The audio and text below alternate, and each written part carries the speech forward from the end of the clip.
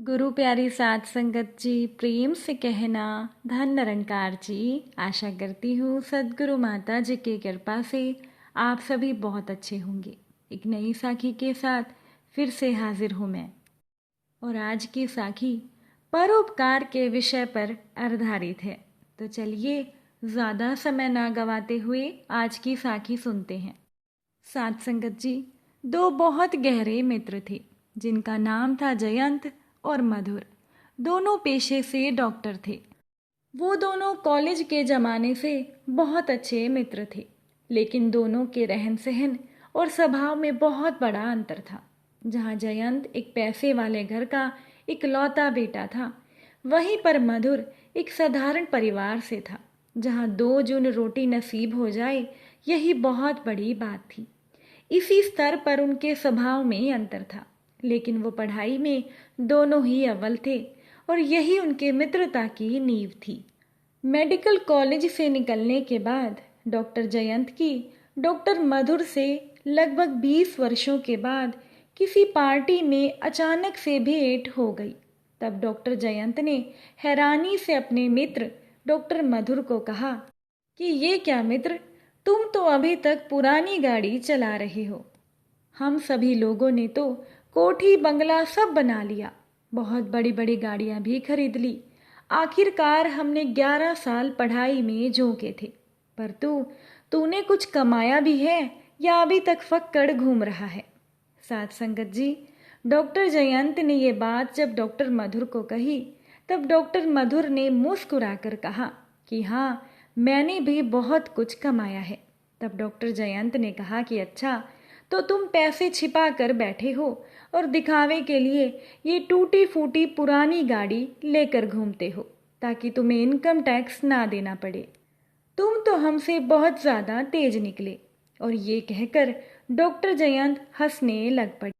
साथ संगत जी, एक दिन डॉक्टर मधुर ने अपनी जन्मदिन की पार्टी में डॉक्टर जयंत को फ़ोन से आमंत्रित किया, तो डॉक्टर जयंत अपने मित्र को मिलने के लिए बड़े उत्साहित थे, क्योंकि जयंत अपने मित्र मधुर की दौलत देखना चाहता था। साथ संगत जी, डॉक्टर मधुर का घर भी शहर की सीमा पर करीब 40 किलोमीटर की दूरी पर था। डॉक्टर जयंत को अपने मित्र का घर ढूंढने में जरा सी भी मुश्किल नहीं हुई और डॉक्टर मधुर उन्हें घर के बाहर ही मिल गए। जयंत ने गौर किया कि जहां उसके सभी दोस्त और वो खुद इन 20 वर्षों में बहुत बदल गया था, डॉक्टर मधुर को जैसे उम्र ने छुआ भी नहीं था। डॉक्टर मधुर ने अंदर ले जाकर अपने मित्र जयंत को अपनी पत्नी से मिलाया और कहा कि ये मेरी पत्नी है, डॉक्टर मीना। ये सुनकर जयंत और भी हैरान हो गए और कहने लगे कि आप दोनों का साधारण सा घर है और आप दोनों पति पत्नी डॉक्टर हैं। डॉक्टर जयंत ने दोनों पति पत्नी से कहा कि लगता है कि आज की पार्टी किसी 5 स्टार होटल में है। जयंत ने इधर उधर नजर दौड़ाते हुए पूछा, तो मधुर के साथ उनकी पत्नी मीना भी हंसती और कहने लगी कि चलिए वहीं चलते हैं। डॉक्टर मधुर ने अपने मित्र को कहा कि हमें तुम्हारा ही इंतजार था। साध संगत जी, कुछ ही मिनटों में वो तीनों उस जगह पहुंच गए जहां बहुत बड़े शमियाने के नीचे जैसे पूरा कस्बा ही इकट्ठा हो गया था और वहां इकट्ठे हुए लोगों में गजब का उत्साह था। एक बड़े मंच पर डॉक्टर मधुर और उनके परिवार के बैठने का इंतजाम था और फिर जो डॉक्टर मधुर को बधाई देने का सिलसिला शुरू हुआ तो जयंत तो देखकर हैरान ही रह गया। बच्चे, जवान, बूढ़े सभी मधुर को बेहद अपनेपन से छोटे मोटे उपहारों से लाद रहे थे और सभी की जुबानों पर एक ही बात थी कि डॉक्टर साहब तो देवता हैं। सबकी आंखों में कितना प्यार और कितना आदर था। डॉक्टर जयंत को अपने मरीज याद आ गए जिनकी नज़र में वो काबिल डॉक्टर तो था, पर उसकी लंबी चौड़ी फीस चुकाकर पीठ पीछे सभी उसे मरीजों का खून चूसने वाला कहते थे। तभी एक छोटी सी बच्ची ने एक पेंटिंग डॉक्टर मधुर को भेंट करते हुए कहा कि डॉक्टर चाचू, ये मैंने अपने हाथों से बनाई है। डॉक्टर मधुर ने प्यार से बच्ची का माथा चूम लिया। उसके बाद जयंत से कोई व्यक्ति कहने लगा कि इस बच्ची को डॉक्टर साहब ने ही जिंदगी दी है। इसके पिता के पास इलाज के लिए पैसा नहीं था और इस बच्ची की तबीयत बहुत खराब हो गई थी। तब डॉक्टर साहब ने इसका मुफ्त दवा इलाज किया। ये सुनते ही डॉक्टर जयंत को अपने नर्सिंग होम में हुई कुछ दिनों पहले की एक तोड़-फोड़ की घटना याद आ गई, जहां एक मरीज की मृत्यु होने पर उसके भाई को अस्पताल का 2 लाख का बिल चुकाना पड़ा था।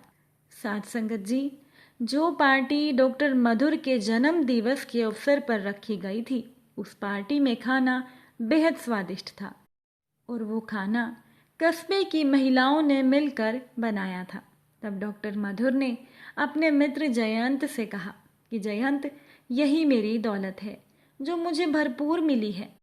मैंने अपनी जिंदगी के 11 साल अपने लिए नहीं, इन्हीं लोगों के लिए मेहनत की थी और मेरी पत्नी भी इसमें सहयोगी है। चलते समय डॉक्टर मधुर ने गंभीरता से कहा तो जयंत भावुक हो गया और डॉक्टर मधुर से कहने लगा कि दोस्त, तुमने तो असली दौलत कमाई है, हम तो बस कागज के टुकड़ों में ही फंस कर रह गए हैं। डॉक्टर जयंत के दिल से एक हुक उठी थी और वो सोचने लगे कि काश वो भी अपने दोस्त मधुर की तरह सच्चे मायनों में डॉक्टर बन सकते। साथ संगत जी, परोपकार की कमाई ही व्यक्ति की असली कमाई होती है और यही कमाई मनुष्य के साथ जाती है। एक बार की बात है कि मोहन ने बैंक मैनेजर के तौर पर बैंक की शाखा में जब कदम रखा, तब बैंक की वो शाखा काफी घाटे में चल रही थी। कई खातों में बकाया शून्य था और कई खातों से बैंक की उस शाखा को कोई लाभ नहीं हो रहा था और उसी शाखा के एक बड़े ही मूल्यवान ग्राहक थे जिनका नाम था श्याम प्रसाद। श्याम प्रसाद जी के खातों से बैंक की उस शाखा को बहुत लाभ होता था और उनका चालू खाता बहुत ही फायदा देता था। जब भी बैंक कोई नया प्रोडक्ट लॉन्च करता था तो वो प्रोडक्ट सबसे पहले श्याम प्रसाद जी को ही बेचा जाता था। जब मोहन ने बैंक की उस शाखा पर कदम रखा, तब उस शाखा की हालत बहुत खराब थी और ये मोहन के लिए एक बहुत बड़ी चुनौती थी और साथ ही साथ ये मोहन के लिए एक उन्नति का सुनहरा मौका भी था। मोहन ने सोचा कि अगर मैं कड़ी मेहनत करके किसी तरह से बैंक की इस शाखा को उबार पाऊं तो मेरी पद की उन्नति तो पक्की है। उसके बाद मोहन ने वही किया जो बैंक के और मोहन के हित में था। श्याम प्रसाद जी से मोहन की मुलाकात पहले ही दिन हो गई थी। स्वभाव से बड़े मिलनसार और बहुत हंसमुख थे श्याम प्रसाद जी और पहले ही दिन से मोहन ने उनसे अच्छा संबंध स्थापित कर लिया था।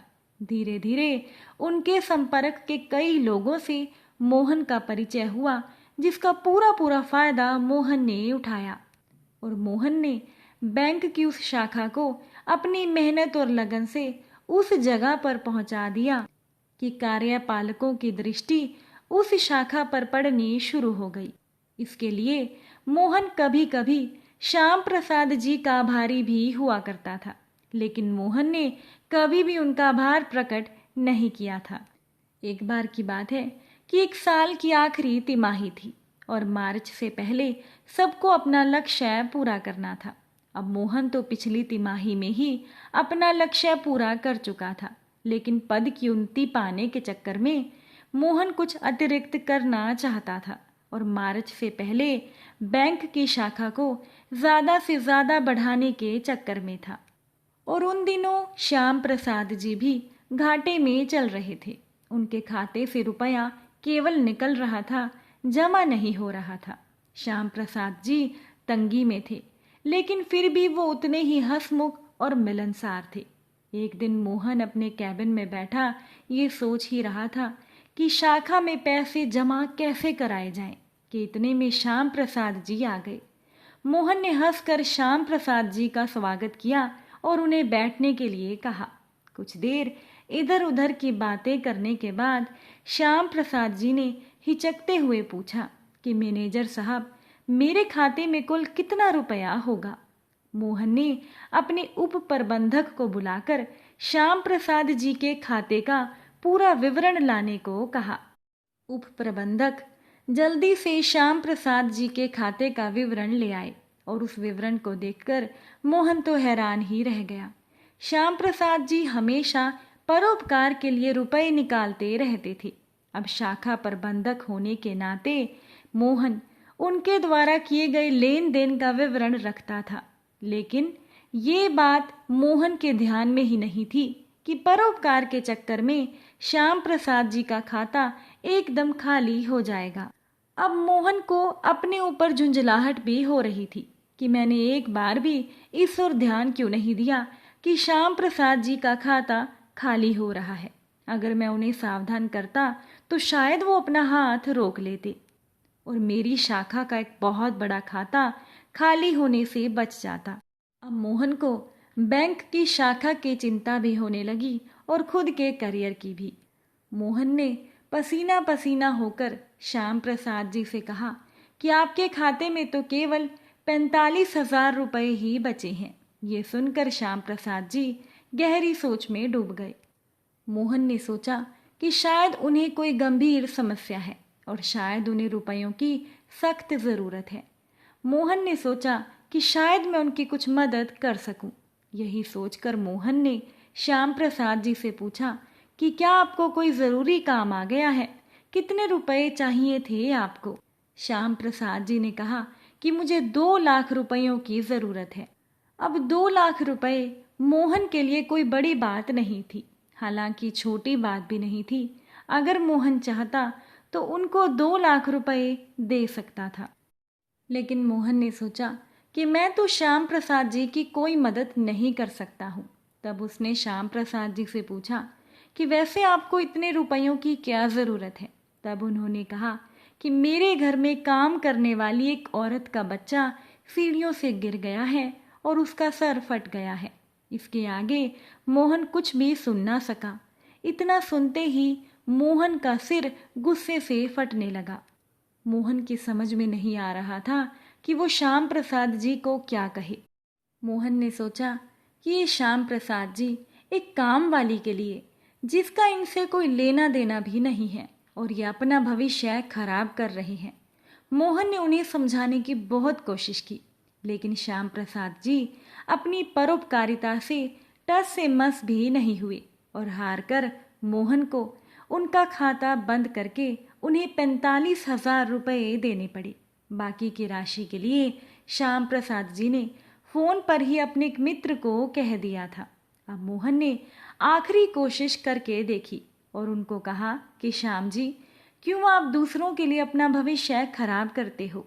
भगवान ना करे आपको कल इन रुपयों की अपने लिए ज़रूरत पड़ गई तो आप क्या करोगे? धीरे धीरे करके आपने अपना पूरा खाता खाली कर दिया है और आज तो आपका खाता बंद भी हो गया। तब श्याम प्रसाद जी ने कहा कि ये खाता खाली हो गया तो क्या हुआ, मेरा दूसरा खाता तो भर रहा है। अब ये सुनकर मोहन एकदम से हैरान हो गया। मोहन ने सोचा कि क्या मेरी जानकारी के बाहर श्याम प्रसाद जी का कोई और खाता भी है। मोहन ने सोचा कि क्या श्याम प्रसाद जी मुझसे परोपकार के नाम पर झूठ बोलकर रुपए निकलवाते रहे और किसी और बैंक के खाते में डालते रहे, लेकिन मेरी ग्राहक सेवा में तो कभी कोई खोट ही नहीं आई। मैंने तो कभी भूलकर ऐसा कुछ भी नहीं कहा जिससे उनको ठेस पहुंचे। मोहन ने धड़कते हुए दिल पर हाथ रखकर श्याम प्रसाद जी से पूछ ही लिया कि क्या किसी और बैंक में भी आपका खाता है। हालांकि श्याम प्रसाद जी के माथे पर चिंता की लकीरें बनी हुई थी और वो उन्हीं लकीरों के साथ मुस्कुराते हुए बोले कि हाँ, मेरा एक दूसरा खाता भी है और वो खाता है भगवान के पास। और मोहन से कहने लगे कि यही मेरी असली कमाई है जो कि मेरे साथ जाएगी और मेरे काम आएगी। इसीलिए साथ संगत जी, परोपकार की कमाई ही असली कमाई कहलाती है। अगर ये साखी आपको अच्छी लगी हो तो वीडियो को लाइक कीजिएगा और अगर आप चैनल पर नए हैं तो चैनल को सब्सक्राइब ज़रूर कीजिएगा। फिर मुलाकात होगी आपसे एक नई साखी के साथ। साथ संगत जी, प्यार से कहना, धन निरंकार जी।